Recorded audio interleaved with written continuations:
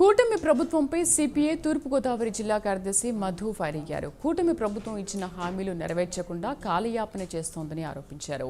కూటమి ప్రభుత్వ విధానాలు ప్రజా వ్యతిరేకంగా ఉన్నాయని ఆయన ధ్వజమెత్తారు. అమలు చేయడం సాధ్యం కానప్పుడు హామీలు ఎందుకు ఇచ్చారని మధు ప్రశ్నించారు. ఎన్నికల్లో ఇచ్చిన హామీలను వెంటనే అమలు చేయాలని సిపిఐ జిల్లా కార్యదర్శి మధు డిమాండ్ చేశారు. గత 3 రోజులుగా రాజమండ్రి సిపిఐ కార్యాలయానికి ఈ 2025-26 నీట్ ఎగ్జామ్ రాసిన విద్యార్థులు వాళ్ళ తల్లిదండ్రులు సుమారు 30 మంది వరకు మన ఆఫీస్కి వచ్చారు. వాళ్ళందరూ చాలా మానసికంగా ఆవేదన చెందుతున్నారు.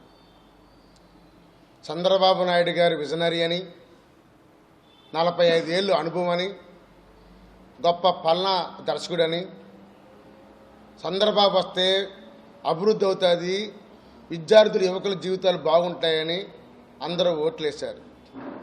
కానీ దురదృష్టం, చంద్రబాబు నాయుడు గారు ఏం ఆలోచిస్తున్నారో ఏంటో కానీ ఆంధ్రప్రదేశ్ మెడికల్ స్టూడెంట్స్ మీద దారుణమైన దెబ్బేశారు ఆయన. గత 3 రోజులుగా